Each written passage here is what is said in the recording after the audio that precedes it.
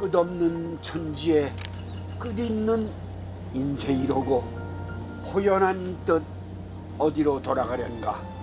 여강 한 굽이 사는 그림 같은데 반은 단청 같고 반은 시 같구려. 네, 목은 이색이 쓴 여강 미회라는 시입니다. 제가 지금 바라보고 있는 이 물줄기, 또 가는 이 물줄기가 여강인데요. 그 남한강의 한 줄기인 이 여강이 품고 있는 땅이 바로 여주입니다. 한편의 시처럼 그림 같은 가을이 들녘을 채웁니다. 누군가는 그곳에서 풍요로운 추석 한상을 떠올리실지도 모르겠습니다. 이 가을, 왕의 밥상이 부럽지 않은 곳. 네, 여기는 여주입니다.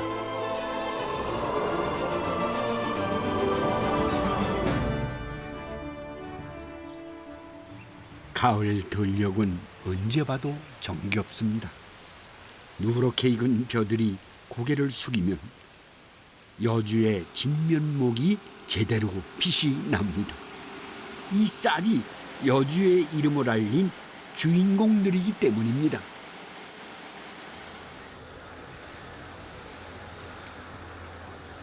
수고하십니다.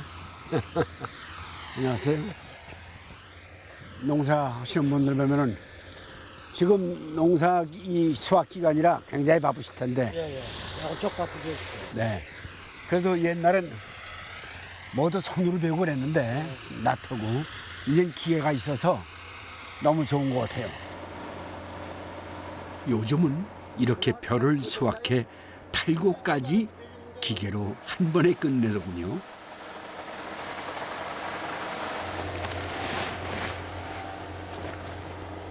이게 한 포대가 얼마나?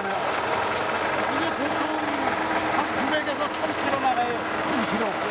쌀로 넣으면 쌀로 만드는 한 10가마에서 11가마.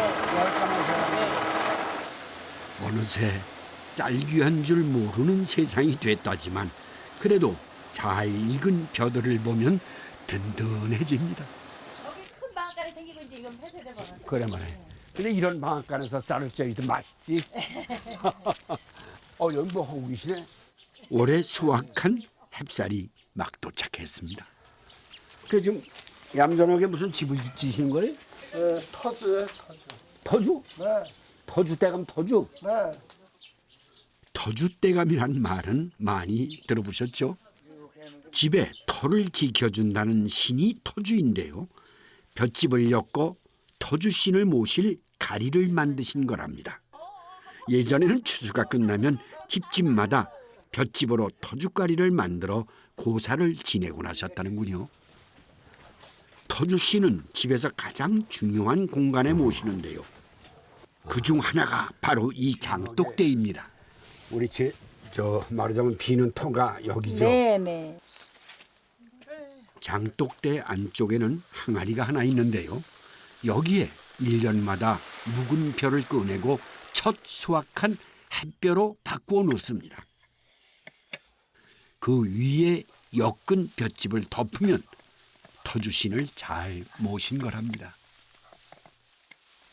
아이고 올해도 이렇게 풍년 들게 해주셔서 감사합니다. 고맙습니다. 올 1년도 또 아무 탈 없이 무사태평하게 넘기게 해주십시오.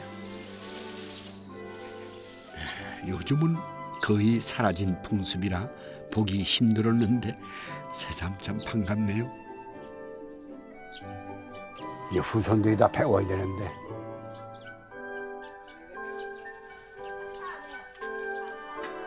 추수를 마쳤으니 햅쌀밥 한 그릇 나눠 먹어야죠. 햅쌀이 나오는 요즘이 쌀밥이 가장 맛있을 때랍니다. 이 여두쌀은 튀잖아요 벌써.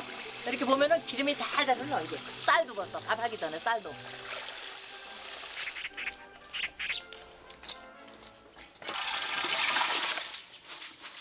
쌀이 좋으니 물량만 잘 맞춰 밥을 하면 웬만하면 다 맛있습니다. 가지다.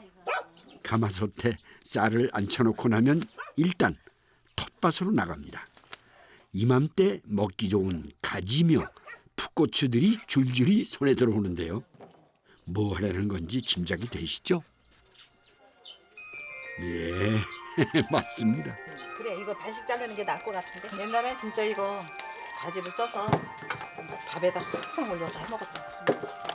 밥 위에 찌려면 고추는 밀가루를 살살 입혀놓습니다. 소금 좀 넣어도 맛있겠다. 쌀이 한번 끓어오르고 물기가 거의 잦아들기 시작하면 가지와 고추를 밥 위에 올립니다. 밥의 수분과 가마솥의 온기로 찜을 하는 건데요. 밥하면서 동시에 반찬을 만들 수 있으니 하루 세 끼에 세참까지 챙기느라 바쁜 안주인들에겐 참 요긴한 조리법이었습니다. 일꾼들이 삼때가 되면 계속 시계만 본대. 그래, 그리고 맞아. 밤 시계만 나오는 봐. 밤 나오는 동안 이렇게 쳐다본대. 근데 그러면 막 사람들이 일꾼들이 막 있는데, 어우 이 집에 밥솥이 빵꾸가 안 나면 이거 왜 지금 몇 시인데 밥이 안 나와 막 이러면서 일도 안 했는데 거기만 말 쳐다보고. 일도 안 해. 옛날에는 진짜 이거 그래가지고 밥을 해먹으면 한번 밥을 안 내갔는데 나가면은. 밥을 내갔는데 늦었다고 어. 늦었다고 있잖아. 밥 함지를 논바닥에 팩 집어 던지는 거야. 야, 너 신랑은 우리 신랑보다 더해. 아유 더 얘기만 했냐? 아유 말도 못해. 우리 신랑도 뭐가 그리 급했는지 1년 전 남편이 먼저 떠나고 밥 함지 뒤집던 것마저 그리운 시간만 남았습니다. 생각 안 나고 우리 아저씨가 술도 엄청 많이 드시고 막 속을 썩이고 막 그랬는데 아저씨 잘못한 건 생각 안 나고 내가 잘못한 것만 생각이 나. 그렇게 살아서도 아무리 승질이 급하고 밥 함질 내 던져도 있어야 돼요 아저씨가. 아, 당연하지. 있어야지.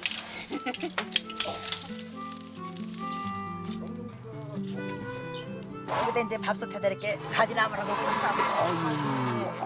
반찬을 아, 이렇게 기가 막히네요. 어우, 밥 냄새. 응? 이게 우리 어머니 냄새고 이게 우리 내 삶의 터전에서 나오는 냄새. 아유, 냄새 한 맡아도 기분이 좋습니다. 이게 같이 이거이지 이제 네네. 밥김을 맡고선 더 맛있어지는 거예요. 네. 하하. 고슬고슬하면서도 찰지게 밥도 알맞게 잘 됐습니다.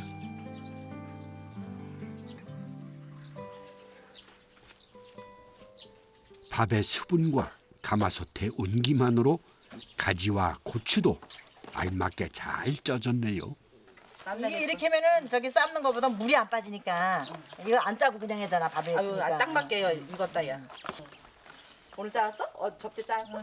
네, 밥만 있으면 반찬은 이 정도면 충분합니다.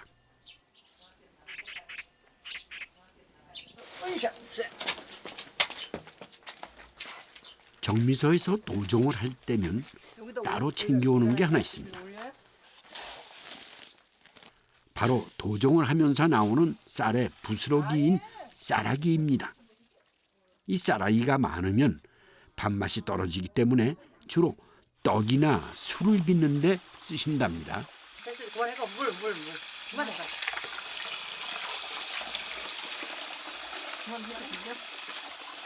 옛날에 이게 더 누렇고, 그러니까 지금은 이거를 많이 깠잖아요. 현미를 그 게를 많이 깎는데 그 전에는 게가 많이 섞여 있었어 이게.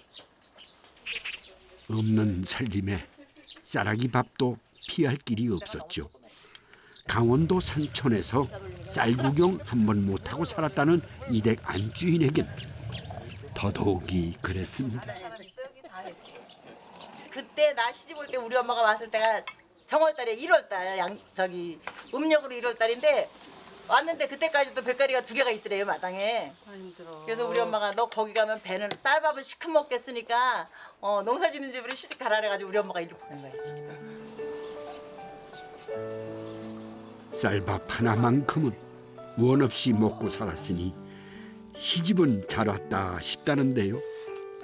덕분에 때마다 떡이며 술이며 만들어내느라 손은 쉴 틈이 없었습니다. 맷돌에 곱게 간 쌀아기 물에 엿기름 가루를 넣습니다. 이대로 오래도록 끓여두면 연물이 만들어지는 건데요. 부스러기라 맷돌에 갈기도 편하고 쌀로 만들었을 때와 맛도 다를 게 없으니 연물 만들기엔 쌀아기가 제격이죠. 이렇게 오래도록 달여 달달해진 연물로 술을 담그실 거랍니다. 네, 술래가 나네. 아이고. 옛날로 들어가는 것 같네.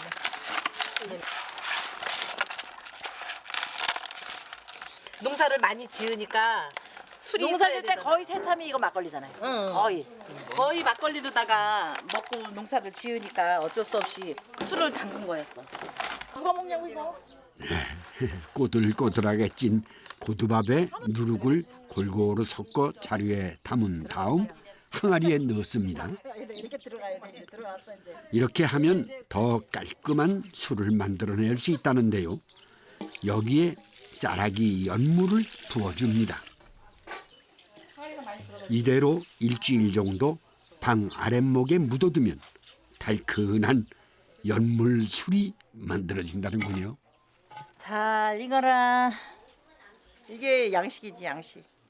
그리고 손님이 와도 걱정이 없잖아요. 그냥 막걸리 한 사발만 떠다 이렇게 대접. 지금은 커피지만 옛날에는 막걸리 대접이 우선. 오늘은 첫 수확을 한 날이니 떡이 빠질 수 없겠죠. 떡 번 김에 제사도 지내신 모양입니다.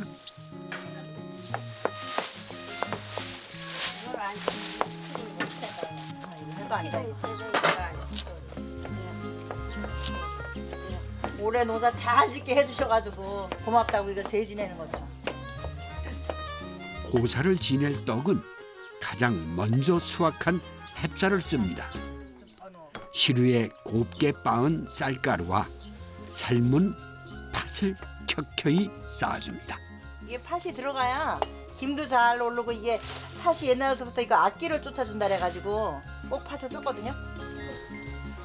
그렇게 지난 1년의 고된 시간들이 시루 안에서 뜨거워지면서 버슬버슬하게 팥시루떡이 익어갑니다. 네. 아이고 수고했습니다. 아이고 뭐야? 어떤 날? 여기다. 네네. 아 제일 높은데.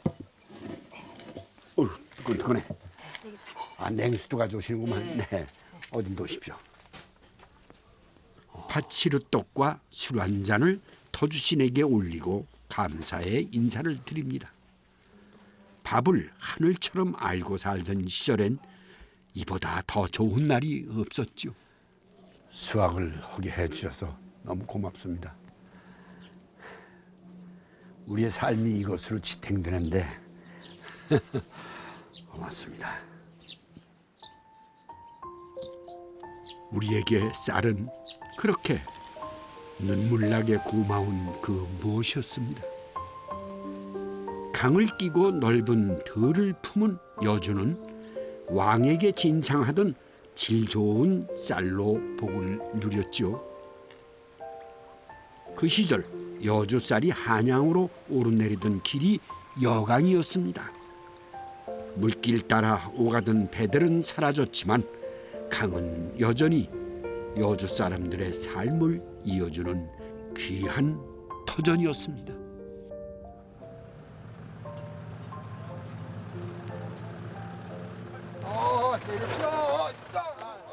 이곳은 여강길 12개 나루터 중 하나였던 찬운물 나루터가 있던 곳입니다. 야 오늘 고기 많이 잡겠다. 가리 챙기고 장갑기라고 여기다 장갑 들어갔어. 고기 잡는 가리. 나루터는 사라진 지 오래지만 쌀이대를 엮어 만든 어구인 가리는 아직 그대로입니다. 이제 그 전에는 이걸 이제 병아리를 키웠어요 집에서. 네. 병아리를 이제 마당에서 키우다가 이제 밤에는 이제 고기 잡으러 이걸로 나와서. 그 이제 햇불은 옛날에 기름이 없었잖아요. 네. 그 방앗간에만 기름이 있었어요. 네. 그 방앗간에 가서 그 폐유 나오는 거를 이제 몰래 훔쳐다가 깡통에다 넣어가지고 이제 햇불을 만들어서 했던 거예요. 이제 우리가 이제 그 고기를 잡아가지고 이제 단백질 보충을 그걸로 했죠.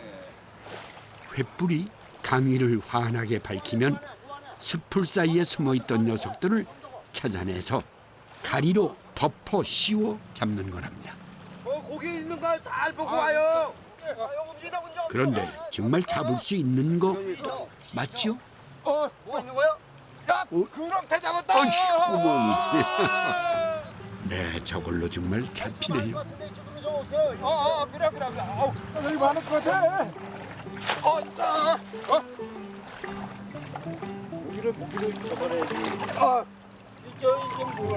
가만 있어봐. 조금 기다려볼게. 허탕이야, 허탕. 없어. 예전만은 못해도 아직 제법 쏠쏠하다는군요. 야, 이번에 붕어다, 붕어. 붕어.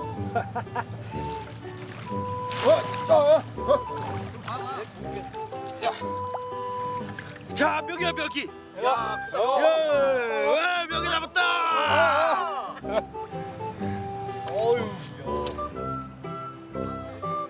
우와. 오늘 아주 그냥 동네 사람들 잔치겠다, 잔치겠다.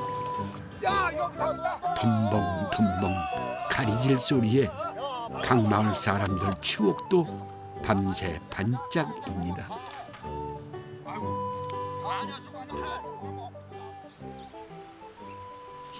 밤늦도록 수고한 보람이 좀 있으셨을까요? 고기 구경 좀 하세요, 고기. 와, 고기 많. 이 어제 잡은 거 이거. 허허이고 아니 언제 저렇게 태우를 낚으셨나 모르겠네요. 아이고 막 이렇게 커요.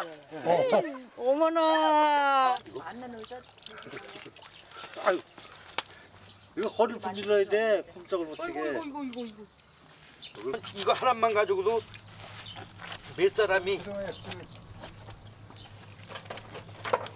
아유, 한득하니까.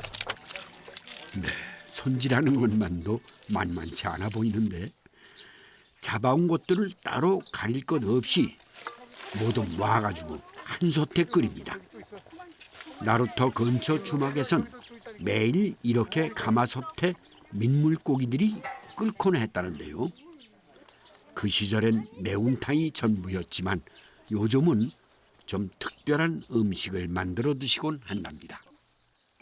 논 대신 강과 밭이 전부였던 마을에는 물가에서 잘 자라는 약초들이 많았는데요. 삼백초요. 이것도 그중 하나입니다. 하늘이 내려준 약초라 불린다는 삼백초는 독특한 향을 가졌답니다. 삼배초와 비슷하게 생긴 어송초도 물고기 어자를 쓸 만큼 향이 남다르다죠. 비린내가 나죠. 천연 항생제라 불리는 약초인데 예전엔 생선 대신 먹기도 했다는군요. 삼백초와 어송초를 듬뿍 넣어주면 잡내도 없어지고 고기살이 더 쫀득해진다는군요. 여기 진짜 아니라 강에 보신탕은 다 있었어. 잘하도 막 이딴만한 거 막 잡아오고 그러셨는데 지금이 한참 잡아올 때야.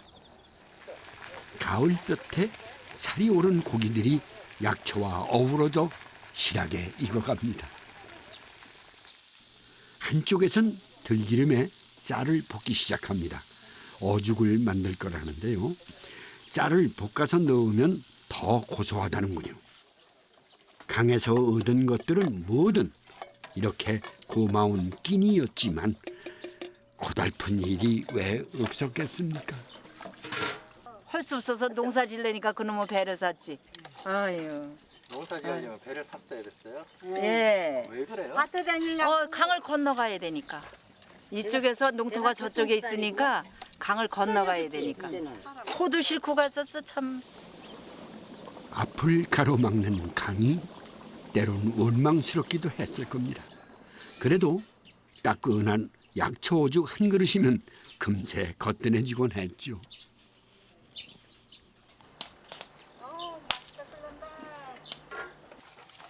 묵은 시래기가 좋은데 묵은 시래기가 없어가지고 이걸로 하는 거지. 네네. 얼핏 무청 시래기처럼 보이는데 아닌가 보네요. 직감입니다. 이거 블로콜인데 이걸로 하면 맛있대요. 브로콜리는 줄기를 대부분 버리곤 하는데 알고 보면 영양 덩어리랍니다. 이렇게 삶아서 말려두었다 무청 시래기 대신 사용을 하면 맛도 영양도 그만이라는군요. 네, 오늘은 민물고기 찜을 하실 거라는데요. 브로콜리 시래기에 가진 양념을 넣고 버무린 다음 호박 위에 깔고 그 위에 민물고기를 얹습니다. 아, 맛있겠다. 이렇게. 야, 이 내장이 여기서 최고 맛있을 거예요, 내장이. 아이고 내기가 그냥 꿀꿀꿀하게 그냥 내기가 소만하네. 맛도 소고기 부럽지 않죠. 이야. 오. 고기가 너무 많다. 자, 고들 잡수고. 네.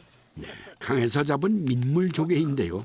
손바닥만한 조개가 흔했던 시절엔 가끔 횡재를 하기도 했답니다. 옛날에 예, 큰 조개 조개에 안에 진주가 진주 나왔어요. 그 아까 큰 조개 저기 보면 진주 나온다고. 그 나오면 뭐 하셨대? 누구는 뭐 갈아갖고서는 저기 뭐야 해 끼었다고 그러더라고. 해서 끼었디야. 진주라도 품은 듯 담백하고 고소한 조갯살은 강마을 사람들에겐 더없이 좋은 선물이었습니다.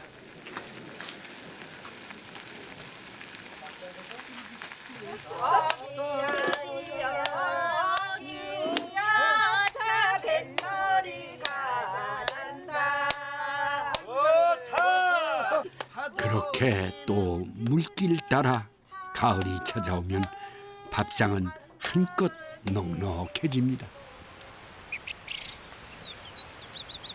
강은 여주 땅 곳곳을 흐르며 많은 생명들을 품어 키워냈습니다. 안녕하세요. 네, 잘 가르쳐줘서 왔네요. 어려운 일 수고하셨습니다. 아이고, 어유 탐스러라. 반갑습니다. 반갑습니다. 아니 이렇게 이쁜 사모님들이 계시네. 하천을 따라 양질의 모래 토양이 발달하면서 얻은 게 하나 있는데요. 바로 땅속에서 자라는 콩, 땅콩입니다. 꽃이 지고 난 뒤 그 꼬투리가 땅속으로 파고들어 열매를 맺는다 해서 낙화생이라고 불린답니다. 땅콩 토질이 좋고 이게 옛날부터 우리가 땅콩을 왜냐면 남한강 물질 있죠. 거기 갱변에 했잖아. 거기다 쭉 심었어요.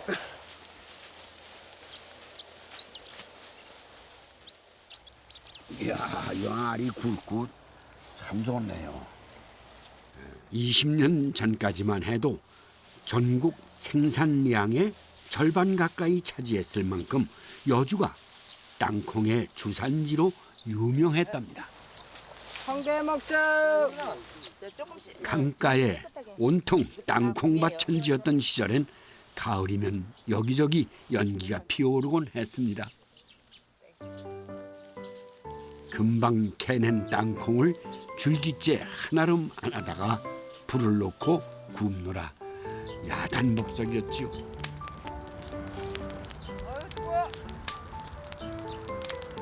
지풀 꼼장이라고 그러더니만 이건 지풀 땅콩이네. 집불에 고소하게 구워지는 땅콩 냄새가 온 동네 아이들을 불러 모으곤 했다는군요. 이게 다 이게 뜨거운 불씨를 헤치고 검게 그을린 땅콩알 하나하나 찾아내 입에 넣으면 그 풋풋한 고소함을 뭐라고 표현하면 좋을까요?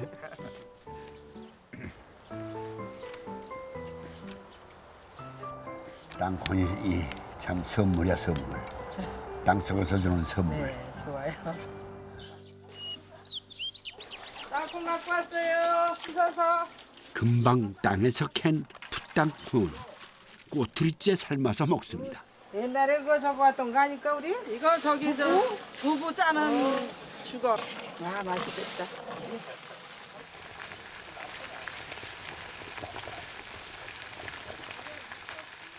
삶은 거는 조금 부드럽고 볶은 거는 아무래도 아삭아삭하면서 좀 느끼한 맛이 있어서 많이 못 먹고 이거는 아무리 먹어도 느끼지가 않아요. 땅콩은 단백질과 지방이 많이 들어있다는데요.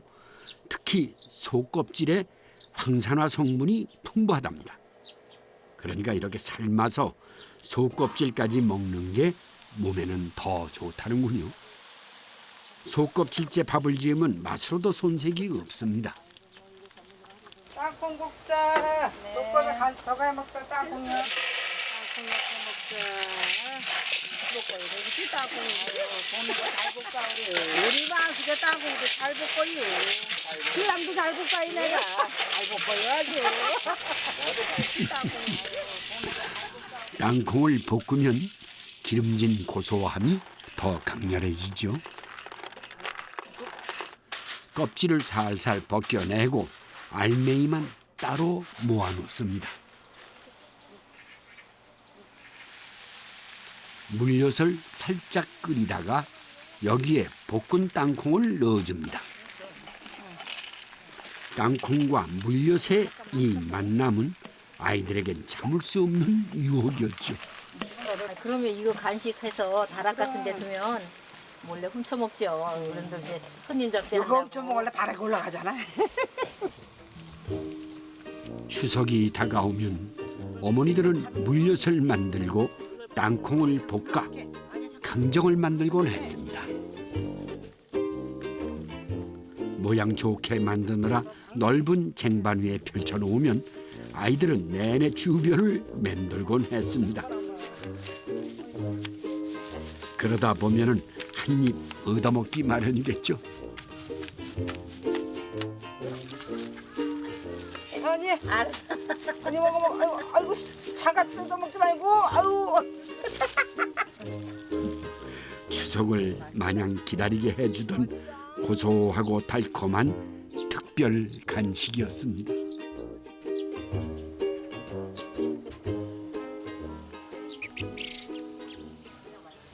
와, 잘 익었네. 요즘 여주에서 땅콩보다 더 흔한 게 고구마입니다. 중국산 땅콩에 밀려난 자리를 고구마가 대신하고 있는 건데요. 뜨거 해요. 야, 아 뜨거. 아유 뜨거. 아유 뜨거. 고구마는 삶거나 쪄서 그냥 먹어도 좋지만 찐 고구마로 특별 간식을 만들기도 합니다. 겨울에 긴 밤에 해는 길고 그냥 밤에 밤찬으로다가 말려놨다가 드시면요. 진짜 좋죠. 말랑하게 찐 고구마를 먹기 좋게 썰어서 부독하게 말립니다. 이맘때가 바람도 볕도 고구마 말리기에는 아주 제격이죠. 이제 바짝 말리면 또 맛이 없으니까 좀 덜 말려서 냉동실에 넣어놓고 이제 겨울에 꺼내서 놓으면 이제 냉동실에서 꺼내서 조금 있다 먹다 보면 이게 이제 부드러워져요. 그러면 더 맛있어요. 쫀득하게 달콤한 일품 간식입니다. 크기가 작거나 상처가 난 고구마들은 갈아서 전분을 만듭니다. 명절 다가오면 제일 먼저 하는 일이라는데요.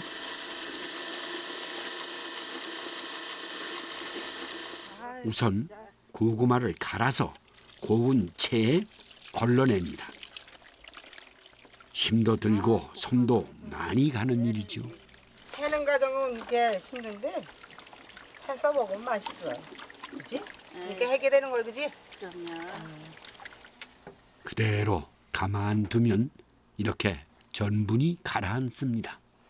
감자 전분은 이렇게 묵이 잘 안 돼요. 근데 고구마는 묵이 되는데 그리고 감자 전분으로 뭐 해놓으면 송편 같은 거 만들어 놓거나 그러면 빨리 굳어버려요. 예, 그거는 빨리 굳는데 얘는 안 굳어요. 그렇게 부드럽지. 고구마 전분과 물을 약 1대5 정도 비율로 섞은 다음 끓이는데요. 부글부글 끓기 시작하면 약한 불에 놓고 투명해질 때까지 저어줍니다. 주걱에서 천천히 떨어질 정도로 되직해지면 알맞게 잘 쏘진 거랍니다. 그대로 차갑게 식히면 탱글탱글한 고구마 묵이 만들어지는데요.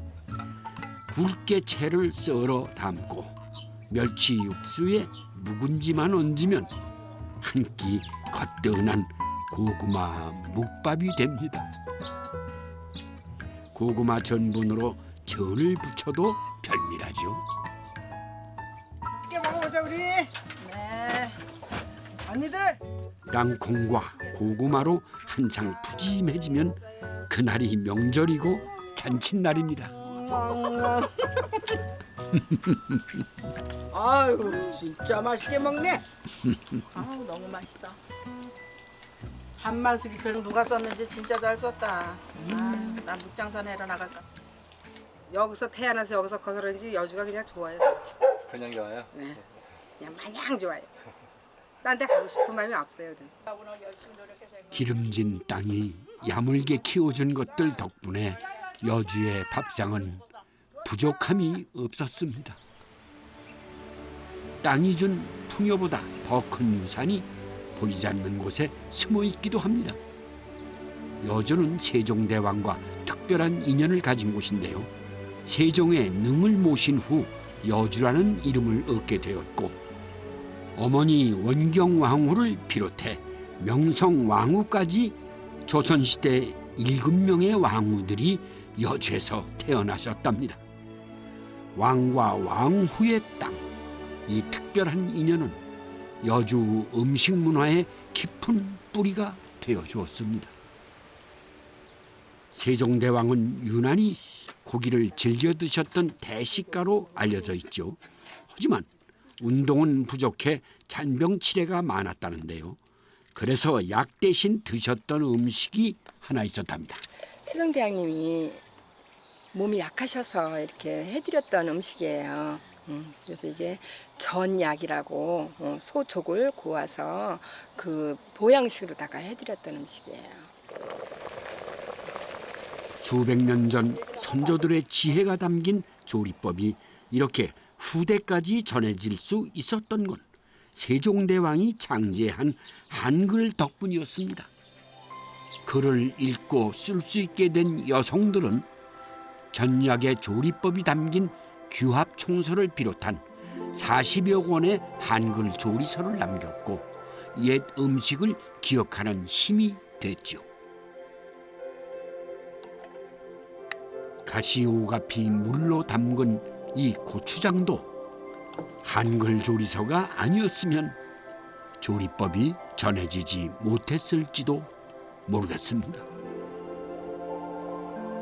명성왕후가 왕실에 들어가서도 그 맛을 잊지 못해 친정인 여주 사가에서 가져다 먹을 만큼 좋아했다는데요.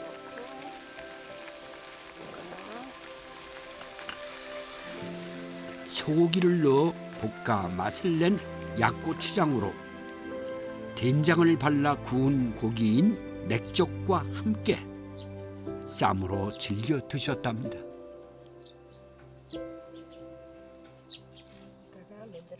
김덕수 씨는 19의 총갓집에 시집와 대대로 내려오는 옛 음식들을 평생 몸으로 배우고 익혔습니다. 그중 안주인의 솜씨를 가늠하는 잣대가 됐던 것이 산벼입니다. 쌀가루를 청홍백 삼색으로 물들인 후 꽃 모양을 빚어 계피떡 위에 붙여 만드는 것이 산병인데요. 모양이 화려하면서도 맛이 좋기로 소문난 떡이 여주 산병이었답니다. 그리고 쌀과 함께 왕에게 진상하던 산물이 잉어도 있었습니다. 잉어가 많아가지고요. 이 포를 떠서 이거를 제상에도 올렸다라고 그러는데 마르면 또 바르고 하루에 한 번씩 참기름 발라줘서 참기름이 꼬독꼬독한 역할을 해줘요. 가뭄이 들면 반찬 수부터 줄였다는 세종에게 끼니마다 상에 오른 이 음식들은 백성의 삶을 살피는 가장 좋은 지침서였습니다. 하지만 백성들의 삶은 늘 녹록지가 않았죠. 나 운동 선수도 했어. 나는 학교 다니는 띠뛰기 하면 1등만 해서 공책만 연필만 다 탔어. 아 그래서 나도인데. 오늘은 뒤에서 꼴등을 해. 다리가 아파서 쪼그리고 앉도 못하니까 엎드려서 살아요. 한때 달리기 1등 선수였다는 우리 이봉순 여사님. 아이고 나도 피면 키도 큰데요. 꼬부러져서 그래요. 아이고.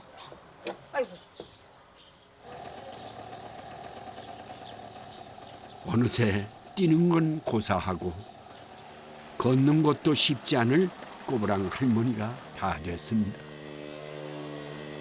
그렇다고 집에 가만히 앉아 놀고만 있을 처지가 못 됩니다. 오늘도 사륜구동 오토바이가 그 옛날처럼 싱싱 달리는 두 다리가 되어줍니다.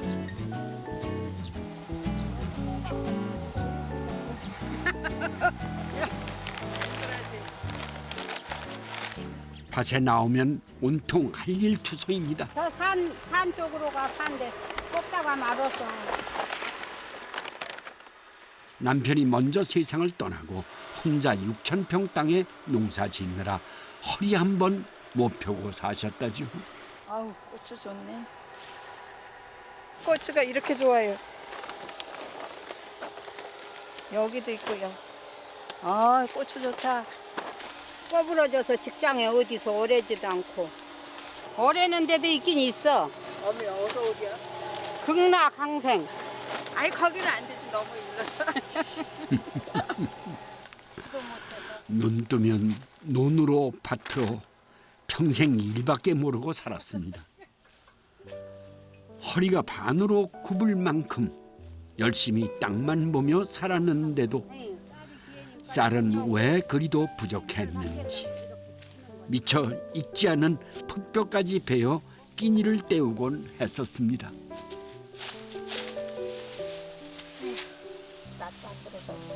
막요.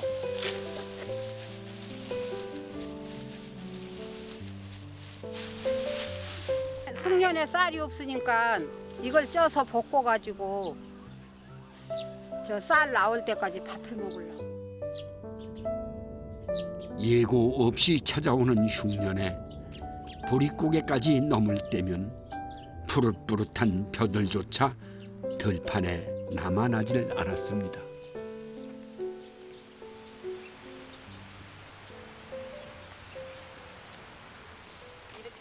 오랜만에 풋뼈로 찐 쌀을 만들어 보실 거랍니다. 50년 만에 보는 거예요. 이거 기계는 한 100년 됐나 본데 50년도 넘었어. 이건 탈곡할 때 쓰던 홀대지요. 새로 만든 큰 빗에 벼를 훑어내면 후두둑 떨어지는 소리만 들어도 부자처럼 느꼈답니다. 아유, 쌀밥이 먹고 싶으니까 앞에 가서 재롱을 떨고 차례는 척하고 그래도 안 줘. 그랬다가 밥 한 숟갈 떠먹고 위에 밥상 한번 쳐다보고. 야중에 이제 그랬지 옛날에. 끝판에 김 바스레기에다가 쌀밥 한 숟갈 해서 주면은 그것도 맛있다고 좋아서 그냥 이리 뛰고 저리 뛰고. 에이. 쌀밥 한 입에 마냥 신나던 아이들은 부모 속도 모르고 찐쌀 만드는 날을 기다리곤 했습니다. 아직 덜 여물었기 때문에 솥에 넣고 쪄서 만드는데요. 그 맛이 더 구수하고 좋았던 거죠. 많이 올릴수록 좋은 건데. 하지만 찐쌀이라고 풍족했을 리가 없지요. 딸 부잣집 넷째 딸로 태어난 덕에 밥서름 꽤나 겪으셨다는군요. 딸을 리설 넣으니까 나는 이름이 딸꼬마이어서. 딸 그만 나라고. 어떻게 하면 딸. 그 아들은 밑으로 나서 죽으니까 내 동생 하나 이름은 또 붙들으라고 붙들이었어. 딸끄마의 붙들이 요즘 말로 참 우픈 이야기입니다. 그래도 찐쌀 만드는 날이면 속도 없이 참 좋았습니다. 찌고 말리고 절구에 찢기까지 한참 기다리고 나면 그냥 씹어 먹어도 맛있는 찐쌀이 만들어졌습니다. 주머니에 넣고 오물오물 씹어 먹던 추억의 찐쌀입니다. 이건 딸들하고 엄마 먹을 쌀이에요. 이거? 보리쌀을 갈아 밥을 할 때면 한가운데 찐쌀을 딱 한 그릇 양만 되도록 따로 앉혀 밥을 짓곤 했습니다. 물론 쌀밥의 주인은 따로 있었죠. 이거 쌀 한 오큼 연진 거는 아버지 상에만 갖다 똑 떠서 아버지 상에만 연지는 거예요.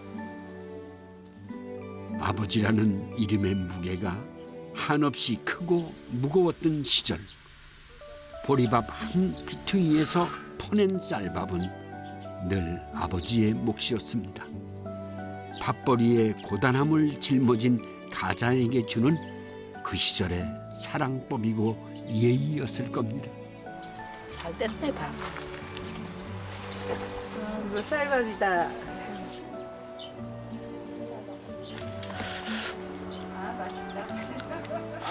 밥 잘 됐어. 좋아. 구수한 게 찐쌀이라 냄새는 좋아 진짜. 쌀밥은 그렇게 누군가를 위한 최고의 배려였습니다.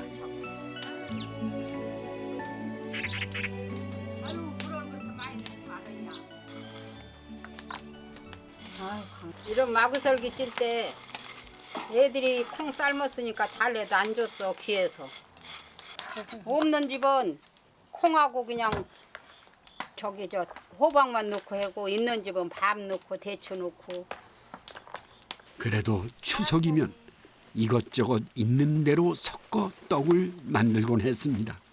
이름 그대로 마구설기입니다. 이 쟁반이 100년 됐다고.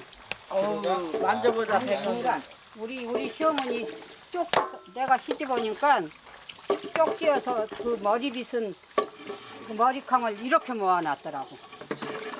그리고 날마다 비서 그래가지고 이런 양원장사가 와갖고 그 머리캉하고 바꿔간 거예요. 머리카락 갈아서 우리 시어머니가. 그래서 내가 못 버리고 그 시어른이 그렇게 한 생각하고 못 버리고 지금까지 그덩덜그덩했지. 떡질 때면 이 쟁반만큼 요긴한 게 없습니다. 이것이 엄청 좋았어 그때는. 옛날에는 그랬지. 지금이니까 그래. 맨 이런. 쟁반이 휘어지고 색이 바래는 동안 마구설기도 귀한 재료들 아낌없이 넣어 만들 정도로 여유가 생겼습니다. 가을엔 여기저기 먹을 게 제법 많았습니다. 논에서 잡아온 미꾸라지도 한몫 톡톡이 했죠. 이 미꾸라지로 만들던 특별한 음식이 하나 있었다는데요. 만드는 과정이 좀 독특합니다. 파 가운데 빈 곳에 미꾸라지를 넣으시네요. 적은 건 안 들어간다니까. 야, 이 파 안에 넣으실 생각을 어떻게 하셨을까요? 그런데 미꾸라지만 넣는 게 아니었다죠?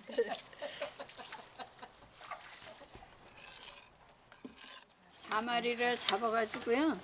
아이고. 호박잎에다가 싸가지고 별거 다 하네. 그 저기 저 뭐야 닭다리 이파리를 뜯어놓고 소금을 이렇게 뿌리고서는 그걸 이렇게 해서 묶어 호박잎으로 이렇게 해서. 파의 알싸한 향과 달큰한 맛이 더해진 가을 별미입니다. 가마솥에서 닭 한 마리가 푹 삶아집니다. 잘 익었어요. 미역국을 끓이실 거라는군요. 옛날에는 이 닭 한 마리 잡아서 미역국 끓여가지고 동네가 다 먹었는데 떡국도 끓여 먹고. 저기 닭 한 마리 삶아 온 동네 사람 다 먹으려면 물도 한솥 붓고 미역도 듬뿍 넣어야 했습니다. 멀건 고기 국물이 전부였어도 한속 가득한 닭 미역국이 끓으면 허기진 마음이 뜨끈뜨끈해지고 든든해졌습니다. 잘라. 나 생일도 모르고 시어머니가 젊은 놈 생일은 그렇게 지나는 거래요. 그런데 그래도 돌아가신 양반이 남편이지 그러니까 그때는 오늘이 생일인데 그래요. 그거 한마디지 미역도 못 끓여 먹었어요. 어른들이 무서워서. 그래도 생일이면 남편은 어른들 몰래 미역국 한 그릇 슬쩍 밀어주곤 했습니다. 허리가 휘도록 온 힘 다해 살아낸 그 수고로움이 올가을에도 풍성하게 밥상을 차려냅니다. 좋은 사람들과 둘러앉아 밥 한 그릇 나눌 수 있으니 오늘이 생일이고 추석입니다. 진짜로 우리네는 고생만 하고 살았으니까 앞으로 2세들이나 편하게 살게 좋은 세월 됐으면 좋겠어요. 뜨거운 여름을 버텨낸 생명들이 고개를 숙이고 낮은 곳으로 몸을 낮추며 겸허해지는 시간. 다시 가을입니다. 황금보담도 더 중요한 곡식이 잘 익어가고 있습니다. 아이고 참 잘도 여물었네. 고맙습니다. 고맙습니다.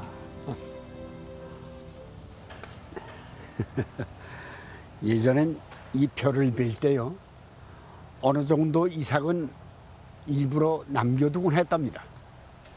필요한 사람이 가져갈 수 있도록 한 작은 배려였죠. 누군가를 위해 기꺼이 남겨놓는 이 이삭 같은 마음들이 이 가을을 더욱 풍요롭게 하는 게 아닌가 생각을 해봅니다. 네, 올 한 해도 이 모든 수고로움에 감사를 드립니다. 네, 고맙습니다.